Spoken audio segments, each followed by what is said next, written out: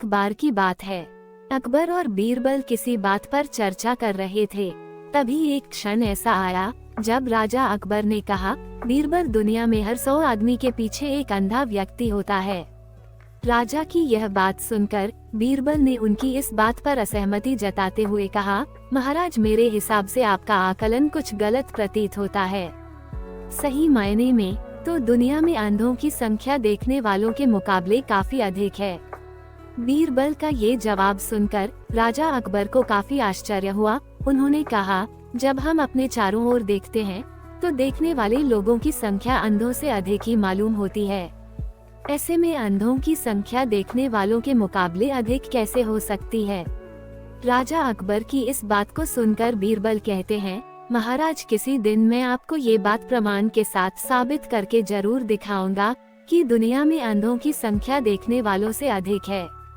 बीरबल के जवाब पर राजा अकबर कहते हैं, ठीक है, प्रमाण के साथ इस बात को अगर तुम साबित कर पाओगे तो मैं भी इस बात को जरूर स्वीकार करूंगा। उस दिन ये बात यही रुक जाती है। करीब 2 दिन बीतने के बाद राजा अकबर इस बात को पूरी तरह से भूल जाते हैं, मगर बीरबल अपनी बात को प्रमाणित करने के लिए युक्ति सोचने में जुटे रहते हैं। करीब 4 दिन बीतने के बाद बीरबल को एक योजना सूझती है और वे 2 मुनीम को अपने साथ लेकर बाजार की ओर चल देते हैं। बीच बाजार पहुंचने के बाद बीरबल सिपाहियों से एक चारपाई की चौखट वहां मंगाते हैं और उसे बुनने के लिए रस्सी भी मंगवाते हैं। अब बीरबल अपने साथ लाए दोनों मुनीमों को आदेश देते हैं कि वे उनके दाएं और बाएं कुर्सी डालकर बैठ जाएं। साथ ही इस बात का ध्यान रखें कि दाएं बैठने वाले मुनीम उनके राज्य में मौजूद अंधों की सूची तैयार करेंगे और बाएं बैठने वाले मुनीम देखने वालों की सूची। बीरबल का आदेश मानते हुए दोनों मुनीम अपना काम करने के लिए कमर कस लेते हैं और बीरबल चारपाई बुनने का काम शुरू कर देते हैं। बीरबल को बीच बाजार चारपाई बुनते देख धीरे धीरे वहां लोगों की भीड़ जमा होने लगती है। उस भीड़ में से एक आदमी अपने आप को रोक नहीं पाता है और वो बीरबल से पूछ लेता है, आप ये क्या कर रहे हैं? बीरबल इस सवाल का कोई जवाब नहीं देते और अपने दाएं बैठे मुनीम को इशारा देते हैं कि वो अपनी सूची में इस आदमी का नाम लिख लें। जैसे जैसे समय बीतता जा रहा था, आने वालों की संख्या बढ़ती जा रही थी और आने वाले सभी लोग अपनी उत्सुकता को शांत करने के लिए बीरबल से यही पूछ रहे थे कि वे यहाँ क्या कर रहे हैं।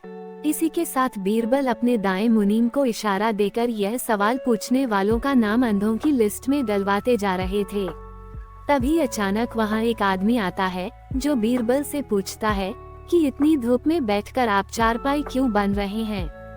तब भी बीरबल कुछ नहीं बोलते हैं और बाएं बैठे मुनीम को यह सवाल पूछने वाले का नाम देखने वालों की सूची में लिखने का इशारा देते हैं। ये सिलसिला ऐसे ही चलता रहता है और धीरे धीरे पूरा दिन निकल जाता है। तभी इस बात की जानकारी राजा अकबर को होती है और वे भी माजरा समझने के लिए बाजार पहुंच जाते हैं, जहां बीरबल चारपाई बुनने का काम कर रहा था। राजा भी बीरबल से ये सब करने के पीछे की वजह जानना चाहते हैं, इसलिए वो बीरबल से सवाल करते हैं कि बीरबल, ये तुम क्या कर रहे हो? राजा का सवाल सुनते ही बीरबल अपने दाएं बैठे मुनीम को आदेश देते हैं कि अपनी अंधों की लिस्ट में महाराज अकबर का नाम भी शामिल कर दो। बीरबल की यह बात सुनकर राजा अकबर को थोड़ा गुस्सा आया और आश्चर्य भी हुआ। राजा अकबर ने कहा, बीरबल, मेरी आंखें पूरी तरह से ठीक हैं और मैं सब कुछ अच्छी तरह देख सकता हूँ, फिर क्यों तुम मेरा नाम अंधों की सूची में चढ़वा रहे हो? राजा अकबर के इस सवाल पर बीरबल मुस्कुराते हुए कहते हैं, महाराज, आप देख सकते हैं कि मैं चारपाई बन रहा हूँ, फिर भी आपने सवाल किया कि मैं क्या कर रहा हूँ। अब महाराज, ऐसा सवाल तो एक अंधा व्यक्ति ही पूछ सकता है। बीरबल का यह उत्तर सुन राजा अकबर को समझ में आ गया कि वो कुछ दिन पहले की गई बात को प्रमाणित करने के लिए ये सब कर रहा है।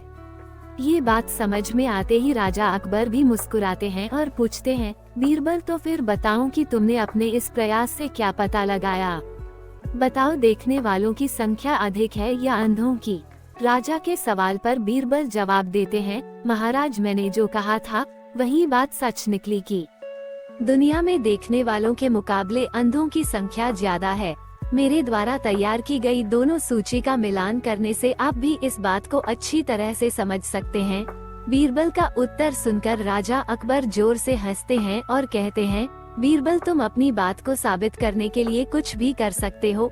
अकबर बीरबल की इस कहानी से यह सीख मिलती है कि दिखाई देने के बाद भी मूर्खतापूर्ण सवाल करने वाला व्यक्ति किसी अंधे के समान ही होता है।